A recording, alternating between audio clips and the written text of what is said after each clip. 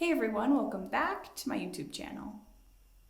If you are new here, my name is Anna. I am a portrait photographer in the Chicagoland area, and today we're going to be talking about destination photographers. While we were on our vacation in Hawaii, my parents had asked me to take some photos of them as an anniversary gift. So here is a couple tips and tricks that I had learned while doing that shoot. If you are interested in my Hawaii video, I will list the video up here as well as put it in the description box below. The first tip that I have for you when you are talking to your client is set up the location. If it is a place that you have been before and have also done previous shoots, I would recommend suggesting one of those places, considering that you will feel probably a little more comfortable in that. If it is a completely new area and a completely new location, I would recommend scouting it a couple days before if you have enough time to make sure you are comfortable and figure out your surroundings. Our Airbnb was relatively close to a beach that was nearby. It was walking distance and very secluded, so we figured this would be a great place for us to do the shoot. Scouting the location is going to be incredibly important even if you've been there before. A suggestion that I have is to come around the same time that you are planning on setting up the photo shoot. So if you have a sunrise shoot, I would come around the same time to be able to see how much light is coming in directly in the morning. Or if it is a sunrise, make sure you are calculating and seeing how much time you have between the sun going down. So this is really important for you to make sure that you are paying attention to small details like this, so that way you don't feel too much pressure and you feel a little more comfortable when the shoot actually happens.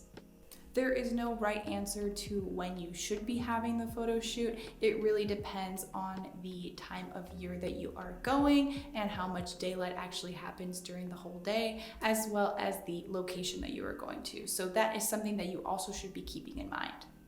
The second tip that I have for you is to really pay attention to your gear. First and foremost, pack as many batteries as you can. You don't want to run into a situation where you are at a shoot and you had drained both of your batteries, but you had also realized that those are the only two ones that you had packed and there's still remaining time in your session. So always be prepared and make sure that you are bringing as many batteries as you can.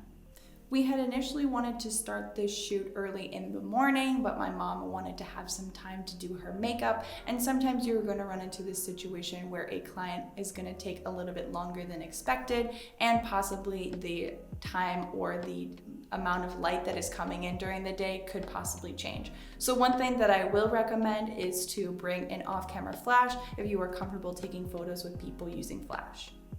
There was a couple reasons as to why I didn't bring my flash along with me, simply because I didn't have enough space in my suitcase to pack my flash as well as have all of my clothing for the remaining amount of vacation.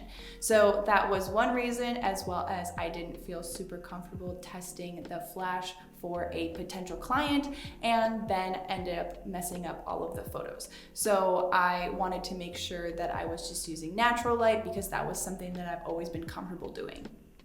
Although had I had brought my flash, that would actually help me in this specific shoot that we were doing. We were doing it a little bit later than we expected and the sun was coming out very bright. So we obviously could not have them facing the sun or else their eyes would be squinting. And then if you're doing natural light photography and you have the sun behind them, it's gonna cause very dark shadows on their face. So you have to be able to find that balance if you're doing natural light photography, or you can save yourself by just using the flash. When it comes to packing your equipment, expect your equipment to take a lot of space in your suitcase, or you could potentially bring a second suitcase with all of your equipment in it. This can be a hassle, so you really need to prepare and make sure that when you are packing, to make sure that you have everything that you need. Once we have gotten some photos, it was time to open up Lightroom and begin editing.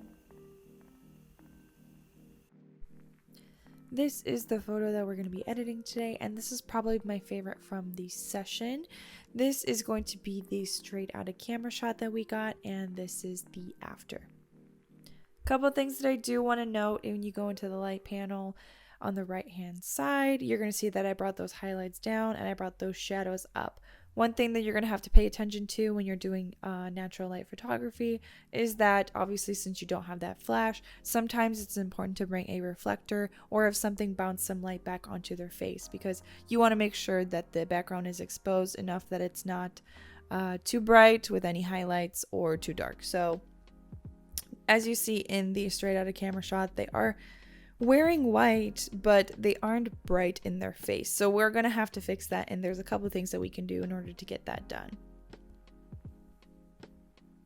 One thing that I do want to note, I didn't want to increase the saturation because I didn't want to make their skin a little too yellow or orange, but I did want to increase the green that's in the background. So I did increase the vibrance just a little bit. One thing to bring more attention to them, go ahead into the effects panel and bring the vignette down a little bit. Essentially what the vignette's going to do is it's going to darken the corners to make sure that the person pays attention to the center of the image, which is obviously where they are standing, and that brings more attention to them. The last thing that I did is go into the selective edits on the right hand side. You're going to create a circle over them, and you can inverse, so all of the effects is going to be happening outside of the circle. Go into the light panel, bring that exposure down. That's obviously going to create more attention to the center of the image. And I did want to do a second circle over my dad and bring some exposure up to his face so that way he could be a little bit brighter. And this is the final result. The last tip that I have for you is that I highly encourage getting an assistant. Since this was a family vacation, my sister was kind enough to be my assistant for the day, and it was a beach photo shoot, so I really needed someone to help me out with taking footage for this video, as well as making sure all of my equipment did not get in the sand. Which, side note, if you are doing a beach photo shoot, I highly encourage to make sure that none of your equipment gets in the sand, because that is going to be a hassle, especially if it gets in your sensor. So I would also try not to switch lenses and try to have two different camera bodies to make sure that you do not run into a situation where you accidentally drop your lens or drop your camera body and it ends up straight in the sand. Assistants are going to be great to have when you are using flash, simply because, and I've mentioned this in other videos, where a lot of my light stands are very lightweight and a little on the cheaper side, so they tend to sway in the wind. So your assistant is going to be able to stabilize that light stand and make sure that it doesn't get knocked over. Your assistant is also going to be able to make sure that you do not trip or fall into anything, considering that you are focused on taking those pictures, as well as making sure that no one else in your location is going to be in disruptance of the shoot. But that is the end of this video. If you like this video, don't forget to like, comment, and subscribe, and hit the notification button to get notified every single time I post a new video. If you are a destination photographer and you have any additional tips, I highly suggest leaving them down below in the comments, so it would not only help me, but also help others as well. If you're interested in more tips and tricks for photographers, I have a playlist created which will be listed up here as well as in the description box below. If you're interested in traveling the world with me and seeing what I do in my free time, like the Hawaii video that I mentioned earlier, that will be also listed in the description box below. But that is all that I have for you guys. I hope you guys are staying safe, and I'll see you guys in the next video.